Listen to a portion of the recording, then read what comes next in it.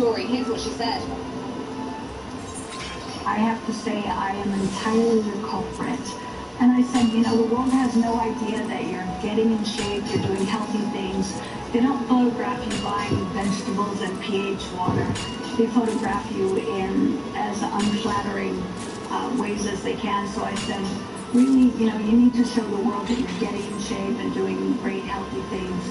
So I suggested it, and it was, there's a lot of scrutiny that it was money motivated. It was not.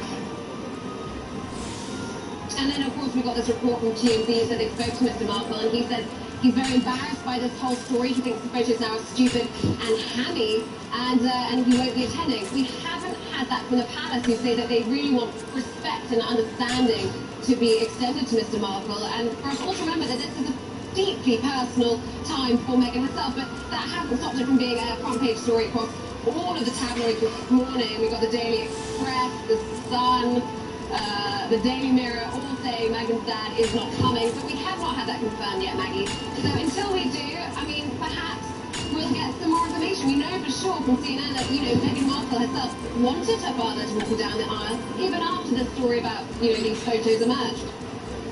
It's a peek at what life is going to be under the spotlight, the very difficult spotlight of being part of the royal family, I suppose. It's unfortunate. Anna, thanks so much.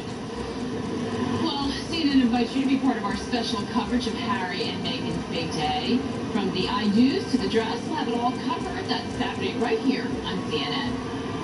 And the bets are in as states get ready to legalize sports gambling following a U.S. Supreme Court ruling. We'll speak to the CEO of a company planning to cash in.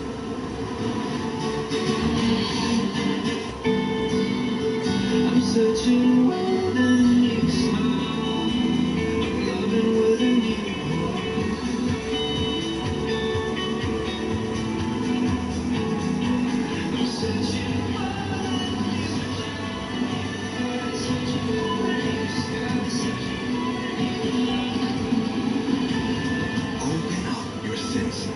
explore. Time smooth as silk. I'm Patrick Snell in Atlanta, and this is CNN.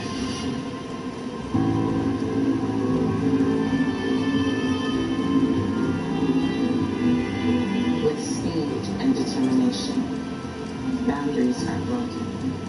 Knowing that every form of friction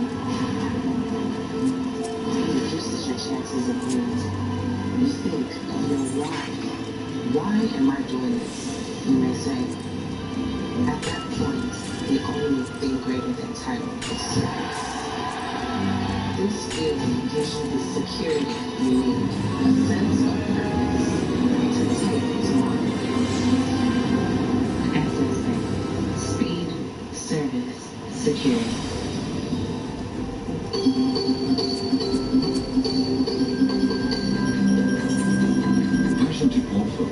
In association with Access Group.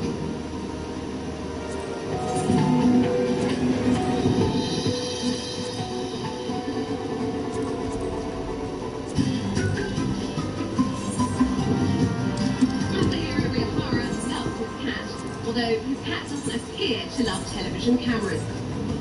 As a young man, he had no particular love for cats, but marriage soon changed that. She wants to living with cats. She asked me, so I watched the picture. I fall in love. Being woken in the middle of the night by a hungry cat resulted in him deciding to create his own cat feeder. Here we have a Peppy feeder. Show me how it works.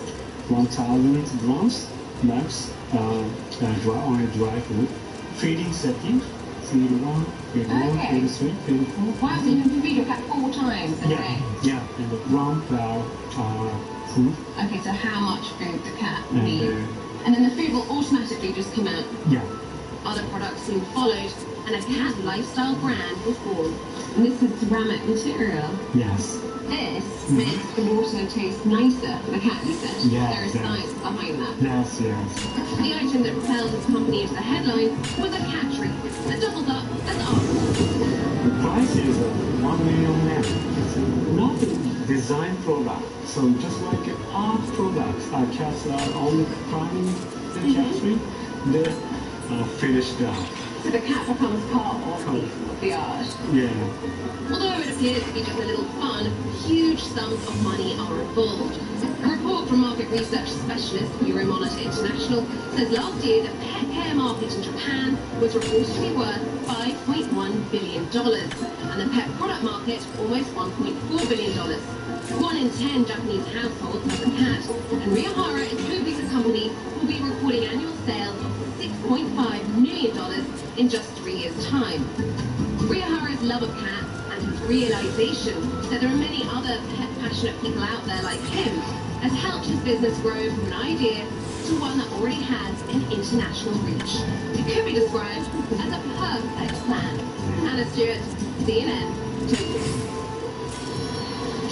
The U.S. Supreme Court has cleared the way for states to legalize sports gambling. On Monday, it struck a 1992 U.S. federal law that made it illegal to place bets on sports anywhere but in Nevada.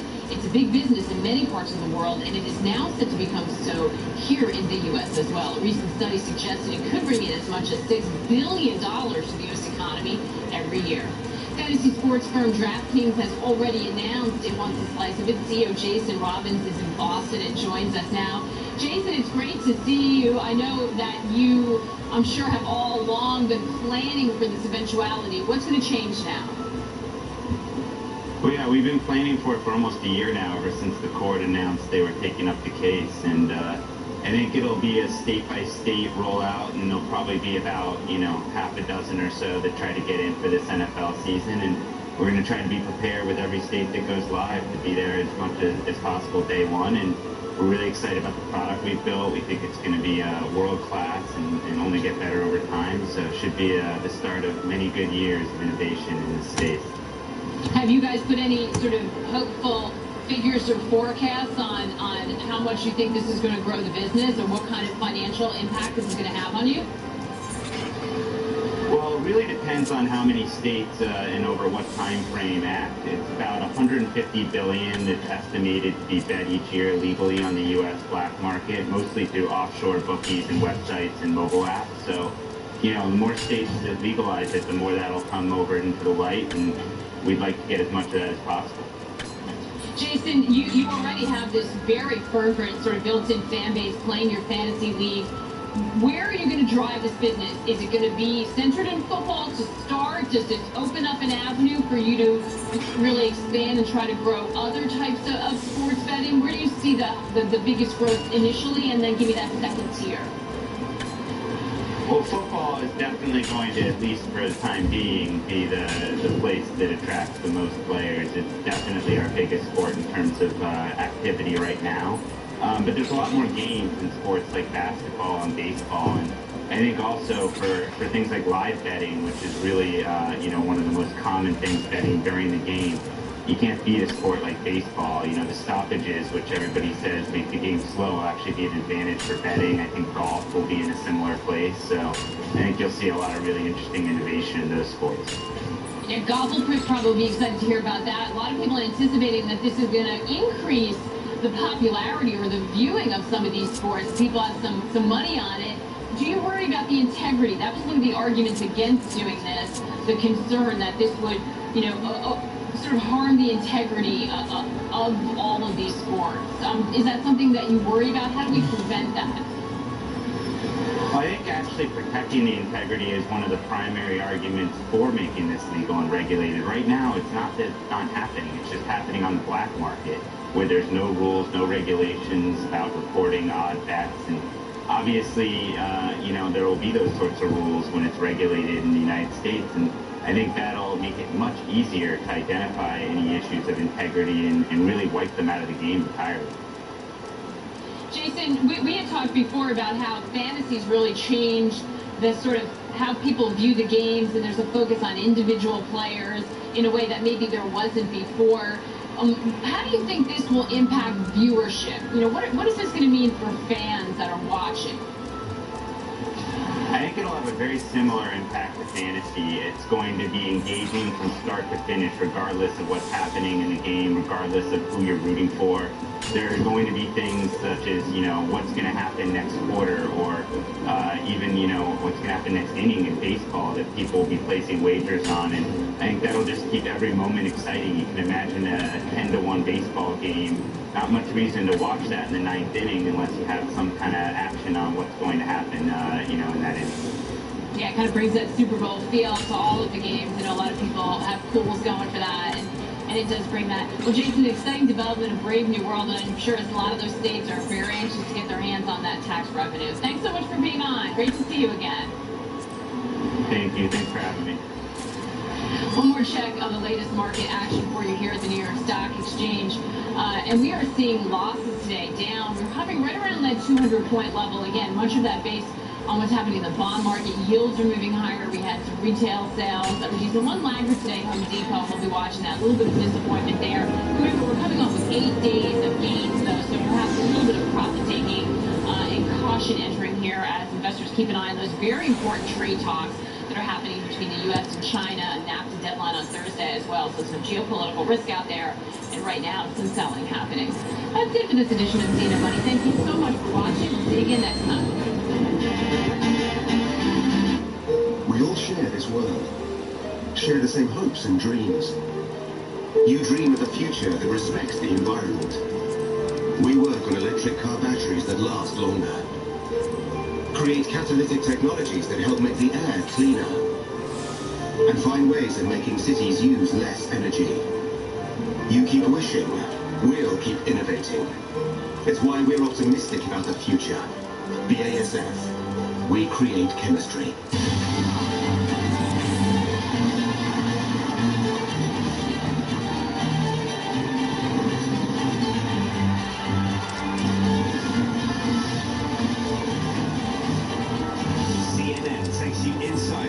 Horse racing. This month, we're at America's premier racetrack, Churchill Downs, to witness the greatest 2 minutes in sport, the Kentucky Derby. Winning Post on CNN, in association with Longines, on the next CNN World Rugby. An extreme challenge in the South Pacific.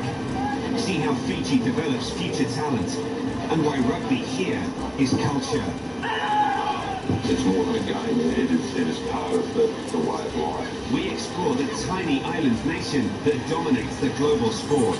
Join us on a journey through Fiji. A special CNN World Rugby, in association with DHL. Prince Harry and Meghan Markle, an unlikely couple, changing a royal family forever. Prince Harry has fallen in love with somebody who is mixed race, divorced, and a career woman. Their untold stories. The death of Diana destabilized him. Meghan struggled a lot with what she thought of herself. His success on those Apache aircraft was the making of Harry. The Meghan and Harry love story is a terrific story. A royal match. Harry and Meghan, Saturday on CNN.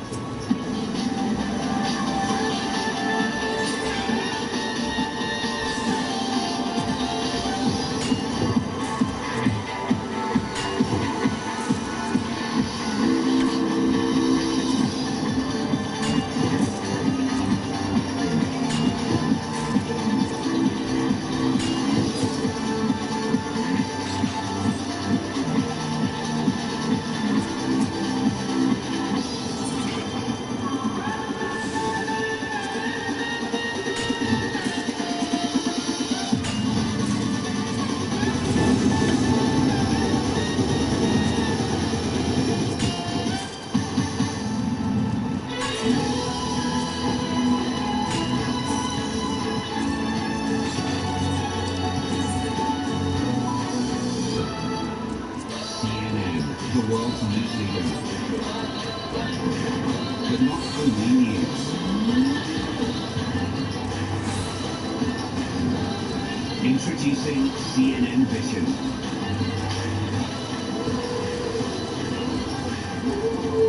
See more of the world. See the people.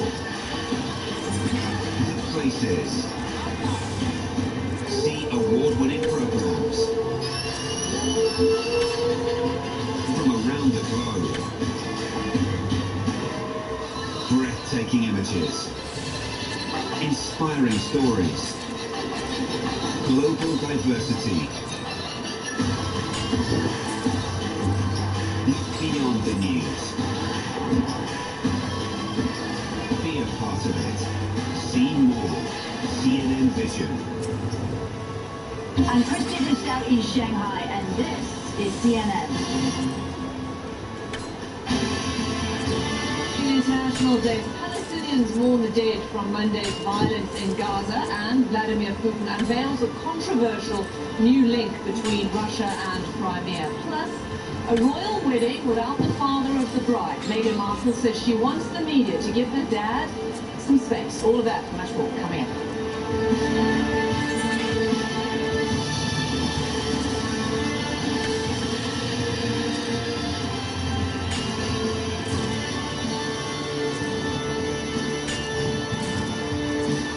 Hi everyone, welcome. I'm Robin Kerner here in Atlanta, and we are watching developments at the Gaza-Israel border and at the United Nations. Right now, the UN Security Council is set to meet over Monday's deadly violence in Gaza. That happened as the US opened its embassy in Jerusalem.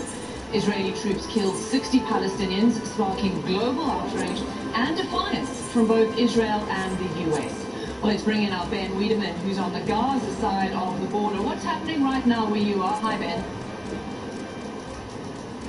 Hello, Robin. Well, it's relatively quiet, certainly compared to yesterday. There's a fairly small crowd near the fence that divides Gaza with Israeli territory. A little while ago, there was one of those drones that drops tear gas over the crowd. Now, we have heard, according to Palestinian medical sources, that a 51-year-old man was killed by live gunfire from the Israeli side in the central part of the fence that divides Gaza with Israel. We hear also reports of 2 people injured, but by and large, compared to yesterday, it's a much smaller number of people, I suspect, given the massive death toll yesterday. At least 60 people killed, including 9 children. Many people may have decided to stay at home, even though today is what is known as Nakba Day, the day of the catastrophe, which marks the founding of the state of Israel. But also, I think yesterday, because of the ceremony in Jerusalem with the opening of the American embassy, there was much more impetus for a larger turnout. Today, much smaller. Robin? But that's probably because people are burying their dead, like them children. Well, according to Muslim tradition, however, normally the dead are buried as quickly as possible. So most of the dead were buried last night, a few this morning. But I think people are in a bit of a state of shock given this death toll. Now, these marches of the Great Return have been going on for several weeks. The total death toll tops 100, but 60 of them died yesterday, and I think that took a lot of people by surprise, just given the sheer number of dead and hundreds of wounded as well. Robin? Ben Wiedemann, thanks so much for that report. Thanks, Ben. Well, for more from our correspondent, you can go to CNN.com. Ben Wiedemann wrote an analysis titled "The Dream of Peace in Our Time in the Middle East Died on Monday." But first, historian and journalist Robin Wright joins me from Washington. We'll go to Oren Diekman in just a moment. Robin, good to speak to you. I want to talk about Ben Wiedemann, his report there, and also his analysis. He says the dream of peace in the Middle East died on Monday. How much of a turning point do you think this has been? One of the great problems at the moment is that there is limited leadership, whether it's at the United Nations or the United States has a veto, so it's not likely to be able to do very much.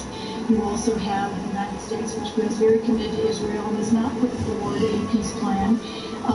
The Arab world has largely been silent, unlike past years where the Arab-Israeli conflict really defined its foreign policy agenda. Israel stand very tough against the uprising. Palestinians are divided among themselves between the West Bank and Gaza, different political inclinations. And you have a youth in the meantime that is 60% unemployed among the Palestinians, angry about the lack of a future. And it's not just how do you deal with the violence, how do you find a way forward, but the fact that there is this enormous vacuum arguably as great as at any time since the conflict began. So what next then? I mean, Ben Wiedemann is pointing to a new phase in this. Have the Palestinians and their cause been abandoned by the Arab world? Well, so far you've seen very limited reaction by the Arab world. One of the most interesting developments over the past year has been the way the Gulf states particularly have de facto anyway aligned with Israel when it came to their common confrontation against Iran. And so the old classic divisions no longer describe the political factions in the Middle East. And so there's not the kind of outspoken anger among the Arab world, at least among the leaders, that we've seen in the past. We've seen the US in the last week and a half move the embassy, also pull out of the Iran deal, and throwing their weight behind Israel. The consequences, potential consequences, were warned, perhaps expected. Do you think there is a plan by which to deal with this new phase, if that is the case? Well, one of the most striking things about the opening of the U.S. Embassy in Jerusalem was the fact that Jared Kushner and some of his aides were present for this major shift in not only the physical location, but kind of the political orientation of the United States. And he's the man in charge of finding a peace solution. And there's been so much talk in recent months about, well, the plan is almost ready to be presented and so forth. And the United States did not use this opportunity to use any language about the fact that the Palestinian state claimed to at least a small part of Jerusalem as their capital. There's no sense of trying to reach out and use his physical presence at the ceremony to hold talks or put a peace plan on the table. And I think that's a missed opportunity in spades. We can show you live pictures of the United Nations right now. We know the Security Council is meeting again. We're seeing widespread condemnation from around the world. There's been a harsh rebuke of Israel's actions. We're going to see that playing out in the Security Council. These are just some of the reactions coming from across the world, from China to the UK, France, and some.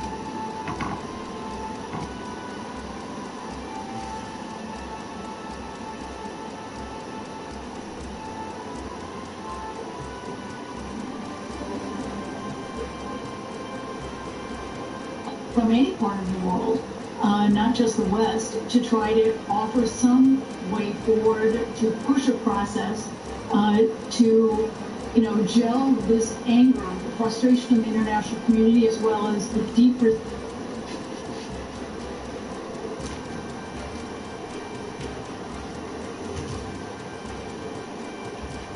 Libya and chaos elsewhere in the region, the nuclear issue in Iran. And the Arab-Israeli conflict has really been on the back burner, and suddenly, very abruptly and very decisively, it's back on the front burner. And the problem is no one's got a recipe for moving forward. Okay, always good to get your perspective. Robin Wright, thank you so much for joining us here at CNN. Thank you. Well, I want to take us now back to the live war. Aaron Lieberman is on the Israeli side of the border. Aaron, good to see you there as well. What's happening right now? A very different picture here right now than what we saw 24 hours ago at this very same spot. We are on the northern side of Gaza, across the border from Bet Hanun. There are demonstrations here behind us. They are incredibly small compared to what we saw yesterday. There is a large Palestinian flag. We have seen the black, thick smoke of burning tires. We have seen the white gas, tear gas. We have seen drones fire tear gas. And yet the numbers are simply much smaller than they were yesterday. At this time, 24 hours ago, the death toll was 20 or 30 plus and climbing very quickly. Today, a very different story. We spoke just a short while ago with Israeli military spokesperson Lieutenant Colonel Jonathan Conricus and asked him simply why. Why is today fundamentally different? So far, the Israeli military doesn't have an answer to that. But a very different scene out here than what we saw yesterday, Robin. And what does all of this mean in terms of the global condemnation we're seeing directed towards Israel? Israel and the White House remain defiant, saying the blame firmly lies with Hamas. And that's shifting, is firmly against Israel. Look, Palestinian leaders have said what happened yesterday was a, quote, horrific massacre, and they've been joined by some others in that level of condemnation. But even staunch allies of Israel, for example, the UK has said, look, we now support an independent, transparent, third-party investigation of Israel's use of force against Gaza, of live fire against Palestinians.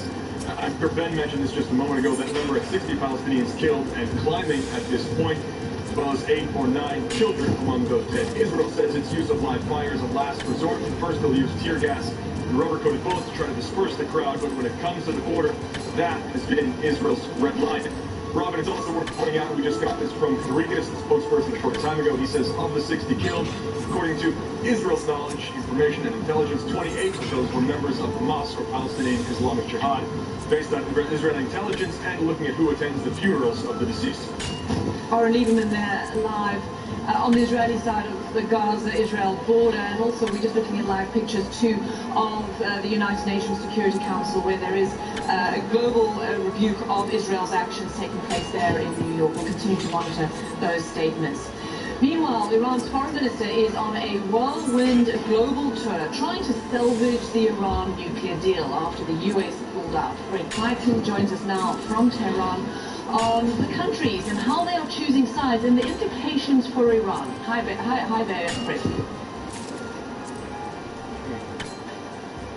Hi, Robin. Yeah, I mean, it's such a difficult situation. I think today is really the pivotal day on that visit by Javad Zarif, where he was, of course, in China, in Russia, and now they're in Europe. For the Iranians, really, investment from Europe is really the most important thing about this nuclear agreement. They say what they want, if this agreement is to survive without the United States, is for European companies to be able to invest in Iran without facing retribution from the United States. That means, in essence, they are asking the Europeans to go head-on against the Americans on this issue. Now, of course, we know, Robin, the Europeans themselves not happy with President Trump's decision to pull out of the nuclear agreement, but at the same time, of course, America is a very important ally, and on top of that, I mean, we're talking about big transnational companies that do business in America, and they, of course, would be quite afraid of the retribution of the United States. So those negotiations right now are ongoing. We have heard from Javad Zarif that it sort of has started, and he said the talks so far have been productive. Whether or not any sort of agreement will be hammered out, whether that's going to take longer, is really still an open question. The Iranians are saying they're going to give all of the 60 days. They're going to see whether a workable solution can be found. If not, they say they can restart their nuclear program at a scale even larger than it was before, and then, of course, without any sort of international restrictions, Robin. And Fred, we're also hearing from Russia's foreign minister who says a deal is possible still. There is still optimism coming from Russia. Yeah. Yeah, it was Russia's foreign minister and the deputy foreign minister. It's interesting because they say that there are talks going on. These talks are important. The Russians also hinting that they think the Iranians might need to make some concessions, especially on their ballistic missile program. They've also said that that was not necessarily something that they believed was helpful, to put it that way, since the nuclear agreement was signed. It's clearly something that bothers the United States. The Russians are saying they don't believe the U.S. is going to alter their position after going out of the nuclear agreement. And they say this ballistic missile program the Iranians have is, of course, still a big issue internationally. It's a big issue for the Europeans as well. So far, the Iranians have consistently been saying that their ballistic missile program is not up for debate. They say they need it, they want to keep it. But it'd be interesting to see what's going to be offered up at these talks between the Europeans and the Iranians, whether some sort of side agreement can be found. Right now, it really all is up open for debate. And it really does seem to be there in Brussels that there is a lot of diplomatic wrangling going on, not just at ministerial level, but also on the working level below that as well, Robin. Okay, good to know. Thanks for reporting there live from Tehran. Thanks, Fred. So you're watching the International Desk. Just days to go before the royal wedding. We're hearing new reports that Meghan Markle's dad might not be there, will not perhaps walk her down the aisle. We're live in London. So that's it.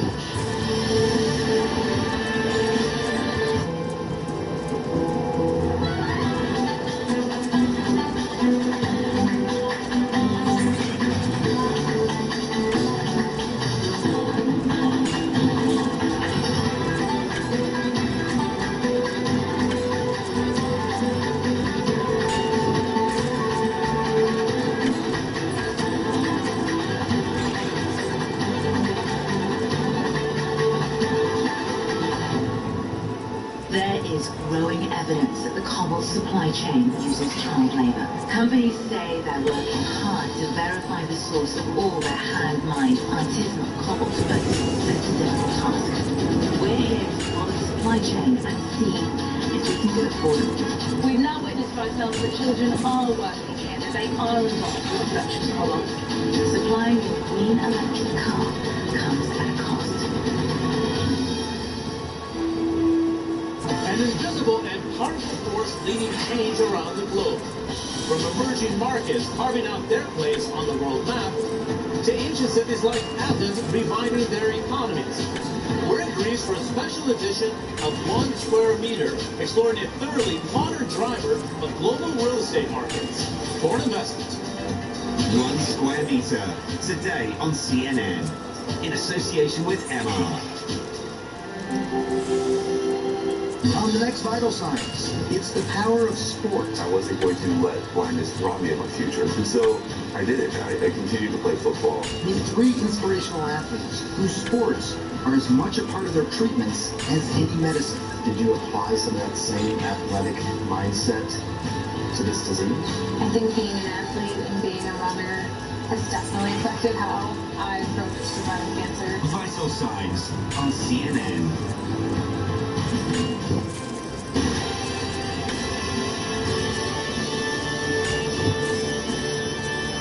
I'm Robin Kerner, you're watching CNN, and the royal wedding of Prince Harry and Meghan Markle is just 4 days away. But Meghan's half-sister says their father has been hounded by the paparazzi for months, and she says he's now stressed out and embarrassed over some tabloid photos that he apparently helped to stage. She says he doesn't want to humiliate Meghan, so he won't be there on Saturday. Well, Anna Stewart is in Windsor. Anna, just 4 days to go to this wedding. I mean, the spotlight is glaring, and clearly this is not what the royal family or Meghan Markle would want to hear. No, absolutely not. I mean, family drama is part and parcel with most weddings, I think. But, you know, unfortunately for the Markles, this has been played out across the internet, social media, and certainly the tabloids. So it's become a real public embarrassment, frankly. Now, we've heard from TMZ. They said that they spoke to Mr. Markle yesterday and that he has said himself that he will not be coming to the wedding. But that's all we've heard at all. We haven't had confirmation from the palace on that. All we've had from the palace, in fact, is a plea to remember that this is a deeply personal time for Meghan and that they want understanding and respect to be extended to Mr. Markle as well at this time. And what next then? I mean, is there still some hope that he'll be there? Well, you know what? CNN knows that Meghan Markle really wanted her father to be there to walk her down the aisle, even after this story emerged about the photos from the weekend. So we're really hoping, at least I am at this stage, that maybe this could blow over, maybe something could be worked out. There's certainly no statement confirming that Mr. Markle won't be attending from the palace at this stage, and until that happens, I think there is still, you know, room for something to change. But, you know, honestly, take a look here. I mean, it is across all of the newspapers today, the Sun, the Mirror, the Daily Express, all of them saying, you know, Meghan's dad not going to the wedding. So it would have to be quite a turnaround at this stage, Robin. No doubt, though, also a lot of blame had to be laid at the paparazzi, particularly for this family and for Prince Harry, based on their experience. Thanks so much for reporting there live from Windsor. So at this hour, the United States' First Lady, Melania Trump, is recovering in the hospital following treatment for what the White House is calling a benign kidney condition. On New Day, CNN's Dr. Sanjay Gupta explained what this procedure means. What we know is that this embolization procedure is a procedure as opposed to a surgery. Surgery is usually when you make an incision in the body. You're actually manipulating the tissue and the organs directly. Think of this more like a large IV where you're basically putting that into a blood vessel and then threading a catheter up into the area around where this abnormality in the kidney is. And the goal is to inject a glue-like substance to basically block the blood vessels from going to that abnormality so that it starts to shrink, or if it was at risk of bleeding, it lowers the risk of bleeding. So that's what it is. It's not an operation per se. We also know that she's expected to stay in the hospital for several days, which is a bit unusual for this sort of thing, but that's kind of it. And that it's benign. It's a benign kidney condition. That's as much as we can take away from what we've heard. Good to there. Well, Caitlin Collins is at the White House. Caitlin, good to speak to you. So, while his wife is in hospital, the U.S. president has been tweeting about China. He has been tweeting about China. He did that multiple times, actually, yesterday. He was not there, we should note, for her procedure, but he did go visit her later on. It was there for over an hour last night, and tweeting this morning saying that she's in good spirits, that she's doing well. while she is still in the hospital recovering today, and according to her office, she's expected to be there throughout the rest of the week after having this medical procedure. The president today, right now, does not have any plans to go back to Walter Reed, the military hospital right outside of Washington, so far on his public schedule. But of course, Robin, that could certainly change. And meanwhile, we might hear more from him in perhaps the next half an hour to 45 minutes, and there's certainly a lot to focus on with this White House at the moment. There is a lot to focus on. The president actually will be going to the Capitol Hill in a little bit to give a speech, and then he's also going to attend the Senate Republicans' lunch. Now, that's going to be interesting for several reasons. The most obvious being that elephant in the room, that White House staffer who last week made that very crass remark about Senator John McCain. Senator McCain will not be on the Hill. Of course, he is recovering in Arizona, but several of his allies who have said they believe the White House handled that situation very poorly will be there at the lunch. So we'll be waiting to see if that gets brought up, but there are several other fronts that could be brought up. Of course, moving the U.S. Embassy to Jerusalem yesterday, causing widespread protests on the Gaza border, resulting in the death of dozens of Palestinian protesters, as well as the president's tweets on China. The president saying this is a trade issue, which goes against what his Commerce Secretary Wilbur Ross said, that it's not part of a trade issue. That being echoed by several Republican lawmakers, including Senator Marco Rubio, who said it's a national security issue because, of course, that move comes after the Trump administration banned that Chinese phone company, ZTE, from purchasing any parts from American companies because they sold American technology to North Korea and Iran, which obviously raises several red flags. So that is what we'll be waiting to see, what those lawmakers have to say to President Trump during that lunch today, his first time going to Capitol Hill in quite some time, Robin. Okay, thanks for that update there from the White House. Caitlin Collins, thanks. And now to Russia's latest move to strengthen its control of Crimea. A new bridge now physically links mainland Russia to the peninsula it seized 4 years ago. And Russian President Vladimir Putin actually drove one of the first trucks to cross it. Well, Matthew Chance joins me now from Moscow. Hi there, Matt. And what we see here is there's a physical consolidation of a pretty audacious political move.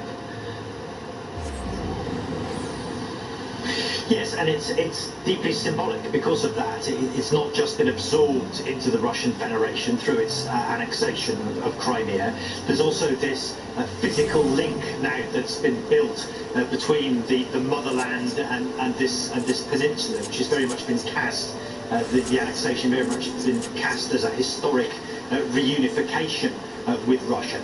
And that was a sort of propaganda opportunity that the Kremlin was not able or willing to pass up, because we were all prepared for Vladimir Putin this morning to open the Crimea Bridge, as it's been called.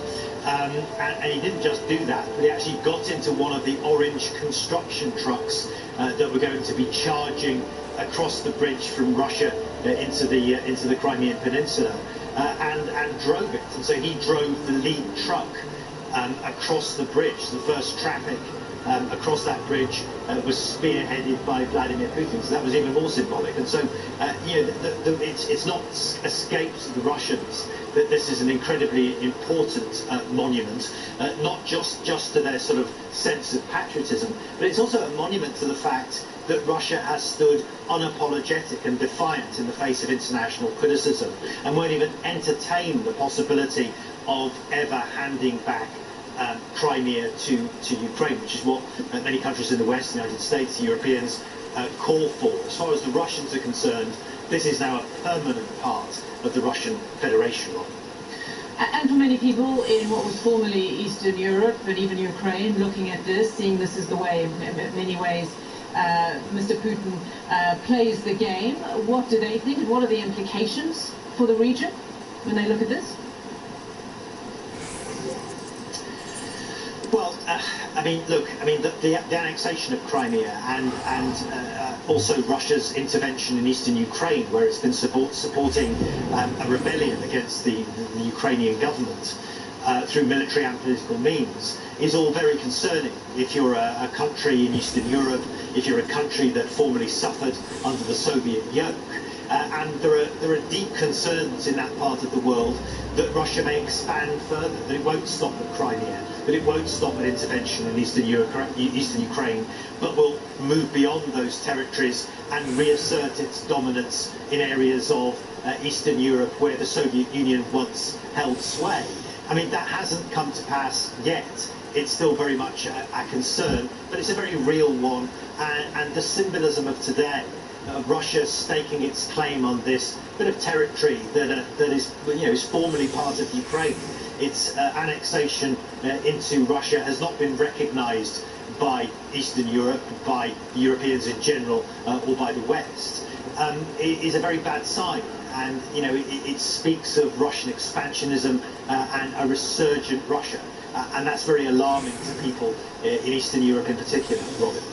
Matthew Chance in Moscow, thanks for the perspective there. I want to take you to the UN Security Council, where we're seeing some reaction to the events that took place in Gaza yesterday.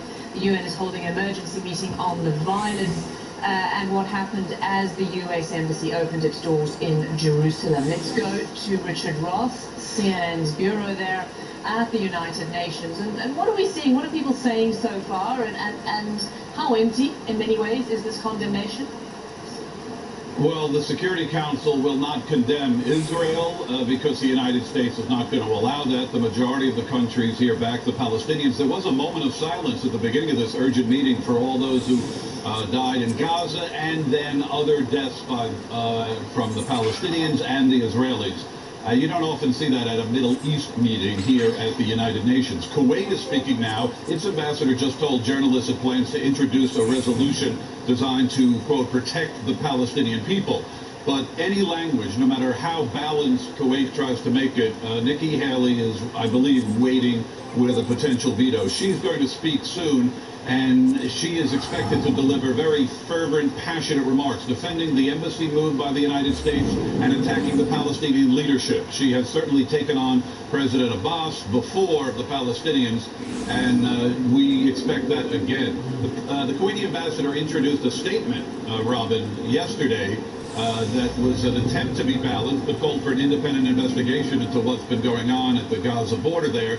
That was blocked by the United States, according to 2 UN diplomats. Once again, an urgent Middle East meeting here, but once again, the way the big powers align themselves on certain issues, you will not see a vote or any resolution of condemnation today. Okay, thanks for that update. We'll keep an ear out on what Nikki Haley says as well. Richard Roth, always good to speak to you. Thank you. Now, still ahead, teams armed with Ebola vaccinations have been deployed to the Democratic Republic of Congo to try and stop the deadly outbreak. Live report. That's next.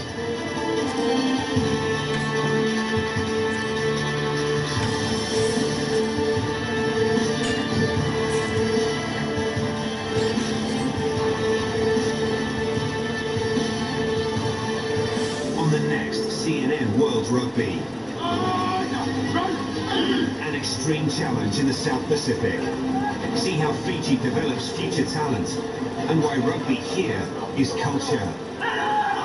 It's more than a game, it is part of the way of life. We explore the tiny island nation that dominates the global sport.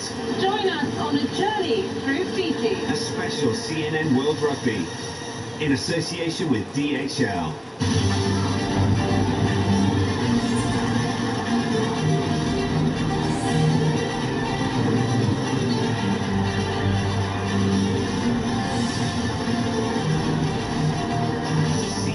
Takes you inside the world of horse racing. This month, we're at America's premier racetrack, Churchill Downs, to witness the greatest 2 minutes in sport, the Kentucky Derby. Winning Post on CNN, in association with Longines. CNN presents the royal wedding of Prince Harry and Meghan Markle. Special coverage all week, only on CNN.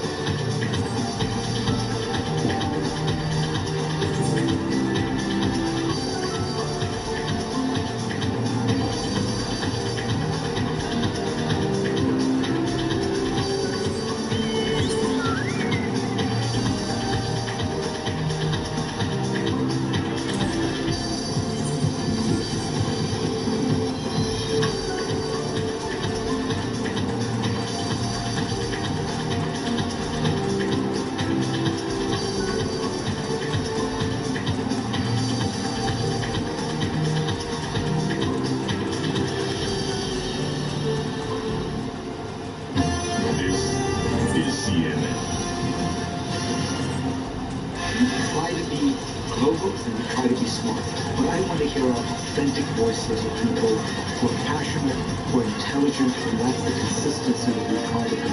Fareed Zakaria, GPS, Sunday on CNN. We'll take you straight to the UN Security Council. You can see that Nikki Haley is speaking about the violence in Gaza. Let's listen. It does not prejudge whatever the parties might negotiate in a peace agreement. It does not undermine the prospects for peace in any way. And yet, for some, this is supposedly a cause for violence. But let's remember that the Hamas terrorist organization has been inciting violence for years, long before the United States decided to move our embassy. In recent days, multiple news organizations have documented the Hamas incitement in Gaza. They have reported that Hamas maps and social media show the fastest routes to reach Israeli communities in case demonstrators make it through the security fence. They have reported on Hamas messages over loudspeakers that urge demonstrators to burst through the fence, falsely claiming Israeli soldiers were fleeing, when in fact they were not. The same loudspeakers are used by Hamas to urge the crowds to, quote, get closer to the security fence. Hamas has attacked the Karem Shalom crossing, the biggest entry point in Gaza for fuel, food, and medical supplies. This is how determined they are to make the lives of the Palestinian people miserable.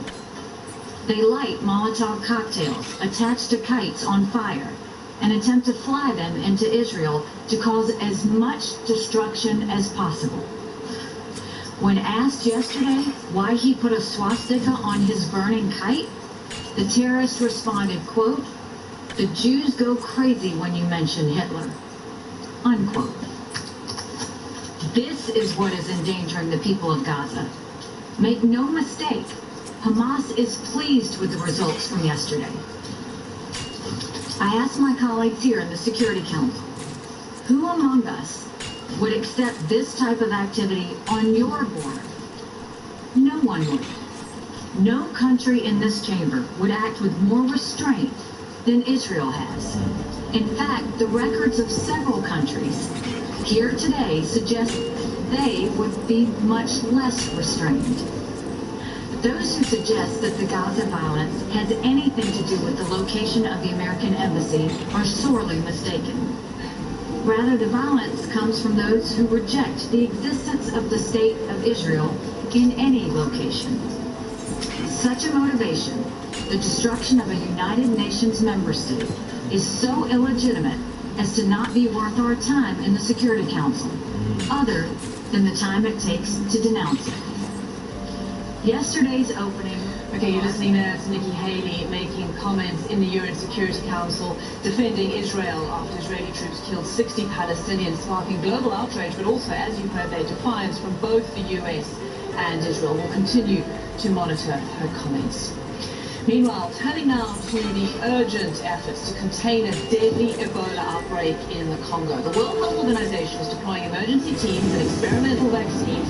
David McKenzie is watching all of this from Johannesburg, and he joins me now with the latest. David, you covered the last Ebola outbreak. It was devastating. Can they contain this one? That's a big question, Robin. The last outbreak that we were on the ground in Sierra Leone and Liberia and other countries, more than 11,000 people were killed by the deadly virus. It killed more than 50% of people that it infects. The big hope here, Robin, is this new experimental vaccine that's been rushed into the country, into the DRC. But the difficulty is this is a very remote part of the country in the northwest. But while it's remote, it's also connected very close to the Republic of Congo, to the Central African Republic, and right near the Congo River, which is a major thoroughfare for Congolese. So like in the other Ebola outbreak, the difficulty will be to contain it before it spreads. Robin? Okay, thanks so much, David McKenzie there in Johannesburg. We'll continue to monitor that. I want to take you back to the United Nations, listening to Nikki Haley for a little bit more. Of credible, realistic, and enduring peace. As I conclude, I want to take a moment to mark the 70th anniversary of Israel's independence. In this United Nations Security Council, On behalf of the American people, I congratulate our friends in Israel on the remarkable achievement of 70 years of independence. From humble and desperate beginnings, a proud people have realized the prophet Isaiah's vision of a light unto the nations. May the next 70 years be ones of strength, of hope, and of peace. Thank you. I thank the representative of United States for her statement, and now I give the floor to the representative of United Kingdom.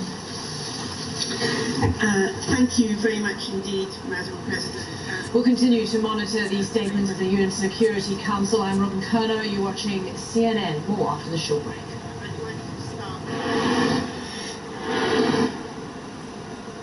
We all share this world, share the same hopes and dreams.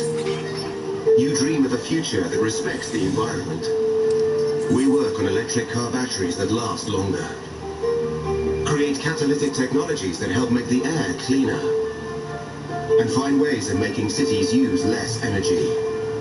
You keep wishing, we'll keep innovating. It's why we're optimistic about the future. The ASF. We create chemistry. An invisible and powerful force leading change around the globe. From emerging markets carving out their place on the world map, to ancient cities like Athens reviving their economies.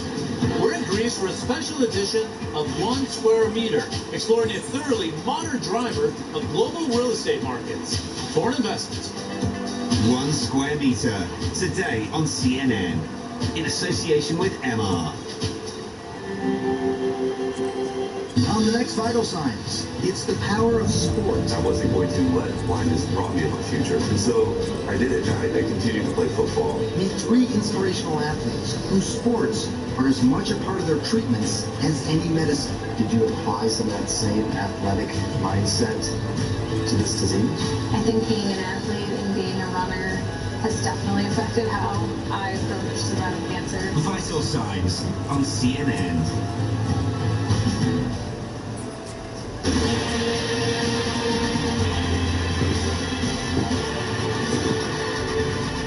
I'm Robin Kerner, you're watching CNN. Thanks so much for joining us. I want to bring you up to date on some other news that's making headlines at this hour. In Indonesia, the president is calling a series of attacks the act of cowards. Police say 3 families forced their young children to become suicide bombers, targeting churches and a police station. Authorities believe the parents have isolated the children, including girls aged 9 and 12, within a tight circle of militants. Security forces have arrested hundreds of militants during a crackdown that has broken up some terror cells. And a plane in China has made a successful emergency landing despite its co-pilot nearly being sucked out of the cockpit windshields. Yes, you can see the cracks here in the windshield. China's Civil Aviation Administration said it burst suddenly without warning. Chinese media report the co-pilot went flying, but his seatbelt kept him inside the plane. He suffered minor injuries along with a flight attendant. None of the more than 100 passengers were hurt. And if the catastrophic home-devouring lava isn't bad enough, people in Hawaii now have to worry about choking on sulfur dioxide. Authorities have issued a condition red health alert due to the toxic gases released from nearly 20 giant cracks in the earth. Geologists report lava is actively following and flowing towards the ocean. Intermittent eruptions have sent lava shooting more than 30 meters in the air, and officials say the summit of Kilauea volcano could explosively erupt in the near future. When Meghan Markle marries Britain's Prince Harry on Saturday, millions of people around the world will be watching the ceremony. Among them will be her friends and family and co-workers back in Toronto. CNN's Paula Newcomb spoke to the people who knew her when she was just the girl next door.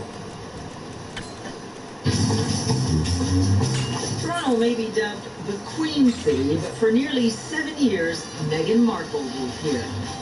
From her remodeled, rented home in Toronto's trendy Annex neighborhood, Meghan had the kind of low-key life she may soon miss. From the dog park to yoga, hanging with friends, to shopping local designers and brands. We're here in Kensington Market. I love it so much. My pedestrian Sundays, it's a lot of fun. Meghan Markle was picking up groceries at Toronto's Kensington Market way before she ever dreamed she'd be living in Kensington Palace.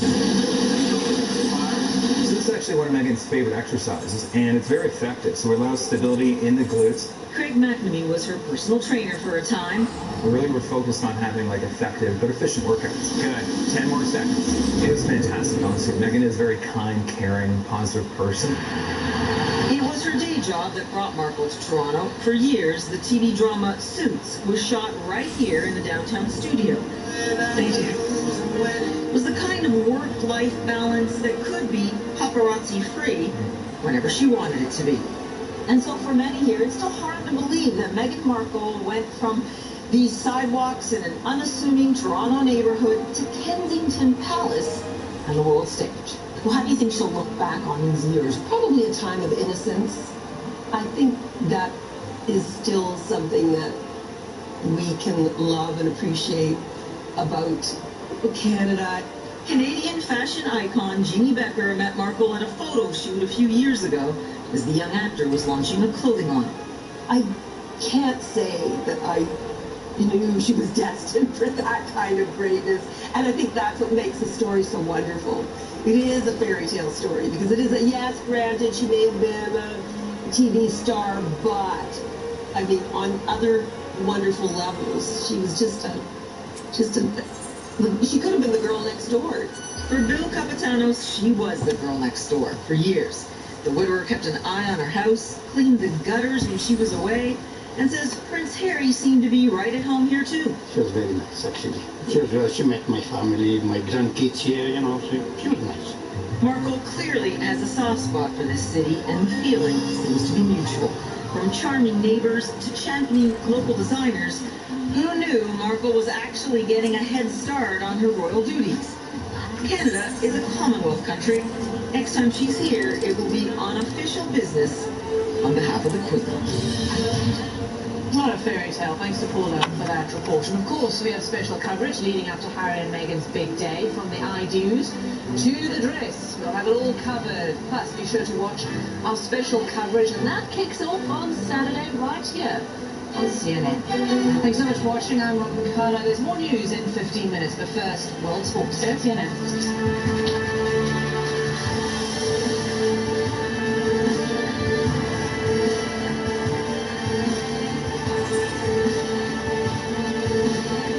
On the next CNN World Rugby.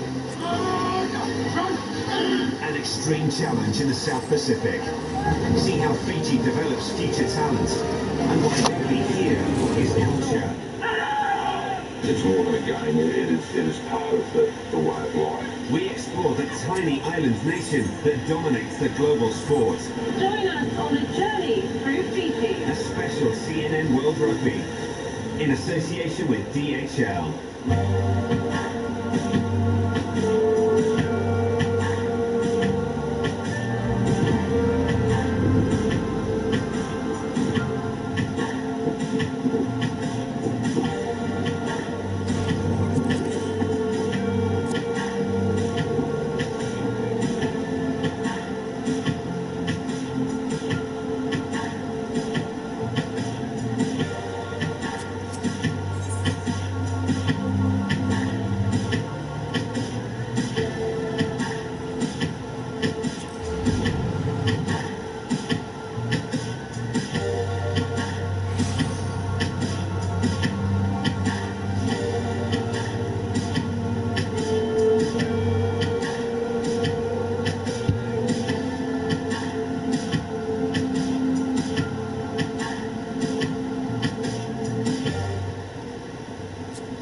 Los Angeles and California, when you think about everything that has come out of there, is an influential place. We're marching on to City Hall here in San Francisco.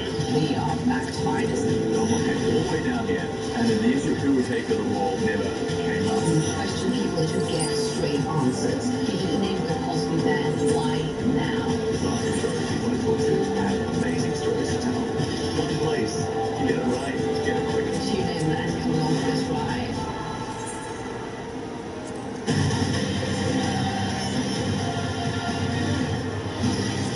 Hello and welcome to CNN World Sport, live from London with me, Christina Maxfarland. It was arguably the most anticipated matchup of the NBA season. The defending champion Golden State Warriors opening their Western Conference Finals series against the team with the best record, the Houston Rockets. For all of James Harden's best efforts for the Rockets, Kevin Durant put in a performance that was described afterwards as unstoppable as the Warriors took victory. Lindsay's Zaniak has more now from New York. Since moving to an already supremely talented Golden State squad 2 seasons ago, he hasn't just fit in. I mean, he has dominated, and he did so last night in what really was a dream matchup. You've got Houston with the best record of any team in the regular season, and Golden State, winners of 2 of the last 3 titles. And these teams came out swinging, literally. The Warriors, Draymond Green here, and the Rockets, James Harden, they were mixing it up early. Green with a technical foul barely a minute into the series opener. Houston was able to grab a quick lead. They were up by 9. Harden would end with 41 points in this game, but the way Kevin Durant had his way with Houston's defense was key. His coach afterwards described it as a luxury to have him on his team. Durant's 37 points made all the difference. The Warriors win on the road, 119-106, and after the game, Durant said, "There's more where that came from." I don't know if we're at our peak. I think we could be better.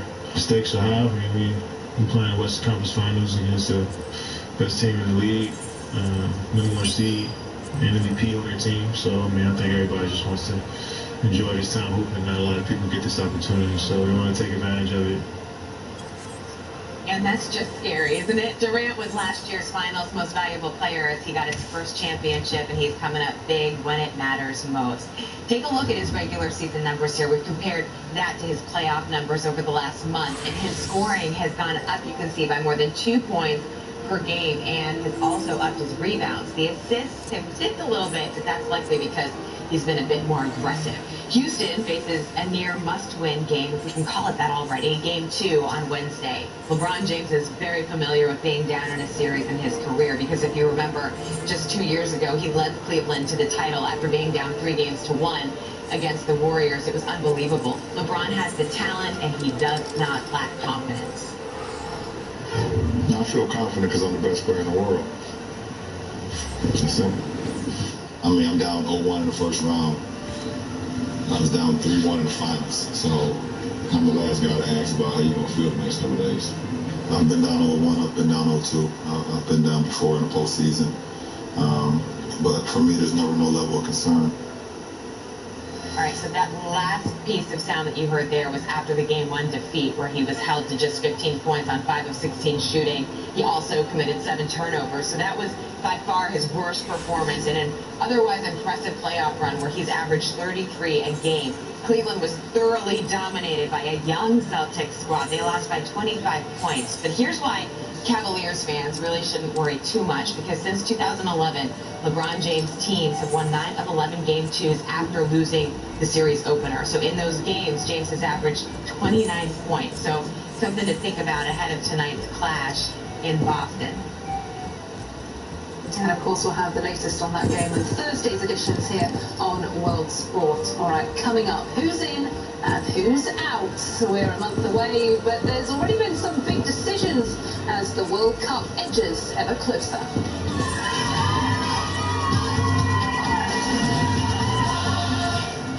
For over 40 years, African Business Magazine has brought you unparalleled commentary, analysis, and insights, making African Business the magazine of choice for Africa's leaders, decision makers, entrepreneurs, and for investors seeking the inside view on what's happening in Africa. For the latest developments and opinions on Africa's economic and business landscape, turn to African Business. African Business, making Africa your business. No holds barred. Out front tonight, hypocrite in chief. So let me just put it to you straight, Senator. Senate Democrats, they're getting their butts kicked. No nonsense. Are you simply shooting the messenger because you don't like the message? Facts first. How stupid do you think we are? Allies in Washington are covering for him, and they shouldn't get away with it. Because getting to the truth matters. The Washington Post wouldn't confirm the date of that hearing, so you're telling me unless I go back in the time capsule, you're not going to believe it. Aaron Burnett out front, Saturday on CNN. For somebody to tell you their story, it's something that takes really seriously. It's not something you can just parachute in and ask somebody to open their heart to you. To peel away layers, to get to the heart of the person when you're telling a story of that. Boss, we never give up against the terrorists. And build beneath the surface of what's happening. You can hear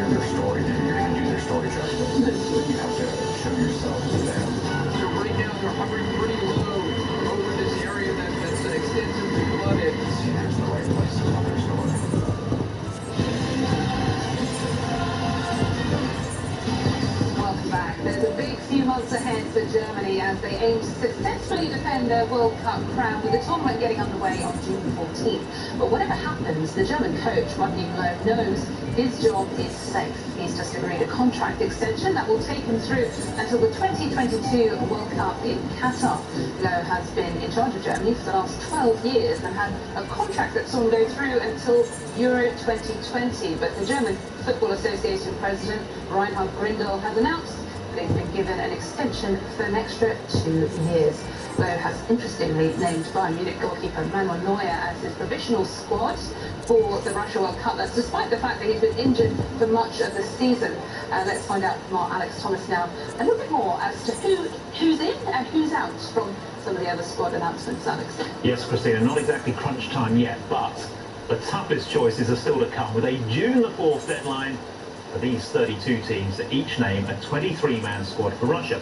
There have been a few surprises already. Portugal have included Bernardo Silva, but there's no place for Renato Sanchez, just 2 years after his multi-million-dollar move to Bayern Munich and being named Young Player of the Tournament at Euro 2016, which Portugal won. He's paid the price for woeful form on loan this season at relegated English Premier League club Swansea. And experience over youth is emerging as a bit of a theme. Mexico have included Rafael Marquez in their provisional 28-man squad. He's 39 years old. If he makes the final cut, he'll be only the 3rd player ever to appear in 5 World Cups, after compatriot Antonio Garbahal and Germany's Lothar Matthäus. Tim Cahill has gone to the last 3 tournaments in Germany, South Africa and Brazil and scored in all of them, and the 38-year-old still has a chance of making it to Russia after being picked in the Socceroos provisional squad ahead of someone like Jamie McLaren here, the 24-year-old who scored a hat-trick for Hibernian in their thrilling 5-all draw with Rangers that made headlines at the weekend. Less controversially, Brazil coach Tite has already whittled his choices down to 23. Sadly, popular veteran fullback Dani Alves won't be going after hurting his knee only last week. The world's most expensive footballer, Neymar, has been included as he continues to recover from the foot injury that's kept him out of action since February. We'll be a lot stronger, Neymar as well, because he's different. He's in the top 3 players in the world. But for him to be well, the team has to be solid. Just as solid as it was against Russia and Germany. That gives potential. His replacement could be Fagner at fullback. Look at this video of him finding out he was in the squad as it was announced. That's how much it means to go to the biggest tournament in the world's most popular sport. And Nigeria's provisional squad is out, 30 players in it, with former Chelsea midfielder John Obi Mikel named as captain. The Super Eagles appearing in their 5th World Cup, and their best finish, Christina, was reaching the round of 16 in Brazil 4 years ago. Absolutely, very interesting indeed, and more squad announcements to come tomorrow. But now, thanks, Alex. All right, now, if you've watched Monday's edition of CNN World Sport, you'll have seen that this week we are previewing a very special edition of this month's CNN World Rugby, in which I travelled 10,000 miles across the globe to visit the tiny Pacific island nation of Fiji to investigate their special relationship with rugby. The country have claimed 4 Rugby Sevens World Series titles this season and are now in a great position to claim the 2018 Championship Series title with 2 rounds left to go. While I was there, I caught up with the Sevens national coach Gareth Weber to talk about Fiji's unique style of play. I think probably the outcome you see is the way that they play. So they're less based around perhaps using the width of the field to pass the ball consecutively over numbers of times or taking contact areas. They like to play the ball with pace, they like to play with engaging defenders, but also being able to use the ball around their body a lot and find space for others, a bit like basketball, on a bigger field. For me, where it comes from, if you drive up and down Queen's Highway here, you'll see games played by kids all along the street, and they will be playing on rubble, they'll be playing on dirt, they'll be playing on tarmac on times. Probably similar to the likes of Brazilian soccer. One other aspect here that we noticed a lot of was religion, biblical verse being done, even during training sessions. That must be an unusual circumstance for you as well. I was brought up in the Church of Wales. I was an altar boy, so you know, I have good reference when it comes to Christianity, whatever religion it would be. What you see here is obviously very much based around what these kids have grown up doing, and it is very much part of rugby. As I say, the community and faith and rugby very, very tightly knitted. And when I came in, I realised that this isn't something I want to change, this is something I want to embrace. When you first came here to Fiji, did it astound you perhaps to see some of the homes and villages where these players come from? You know, it's fantastic when you go to the village because these people don't have a lot in their lives. Yet, they're the most humble people you're ever going to meet in the world. What I found quite unnerving is I've gone into places and people thank me for coaching the team. They say, thank you for the job you're doing. I've never had that before. You know, well done, or you're doing okay, or whatever, but never thank you. You know, they're thanking me for what I'm doing for their country, and that's you know, a fantastic situation to be in. And you know, it's a great experience for me to have. Just a short snippet of our half-hour show, which airs here on CNN this Thursday. Well, that's it for this edition of World Sport. Thanks for watching. The news is next.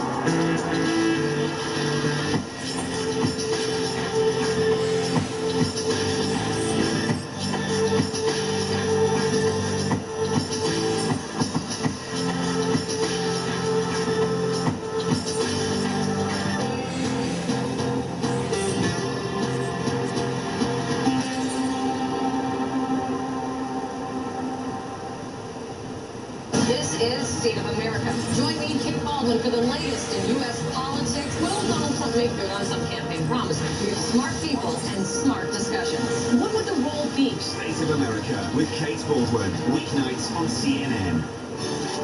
I've spent all of my career in the field, and I think that informs who I want to talk to, but more importantly, who wants to and who accepts to talk to me. Mr. President, and I hope that what I bring to the table is a rigorous search for the truth and a rigorous determination and an effort to hold power accountable. What may they not want to hear? Will you back off if the protests get too strong? No, I will deliver. What do you make of President Trump saying that he'd be honored to meet Kim Jong-un? I want to ask you to respond to their response. It is not easy to keep pushing and keep digging and keep trying to make a world leader answer a question and not let them off the hook. So I know that I have sort of one chance, and I'm going to make the best of it. Aman Paul, tonight on CNN.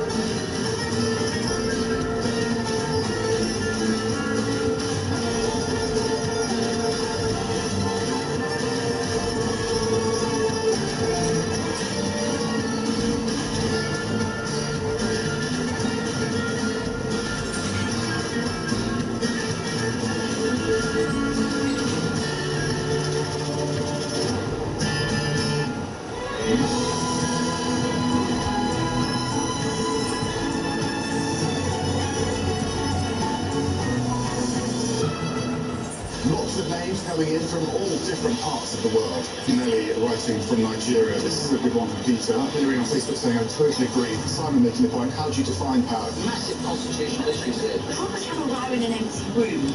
Lots of comments coming in on that.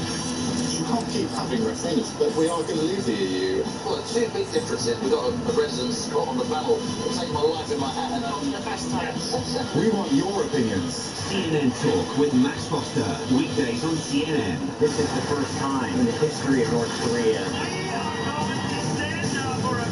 CNN has the man to cut through all of this noise. Both of us are in Washington. We're looking at some live pictures right now coming in from the White House. And ask the important questions.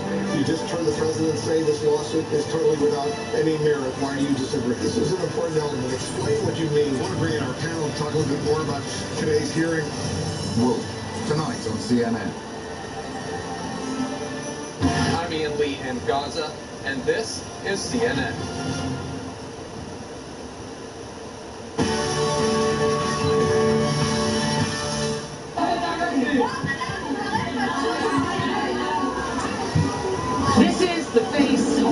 nation in mourning. It's less than 24 hours since 60 Palestinians were killed, including this 8-month-old Palestinian baby, Layla. And today these scenes of grief are being replicated again and again across Gaza. A glaring difference with yesterday's images of celebration, smiles and applause at the new US embassy here in Jerusalem in sync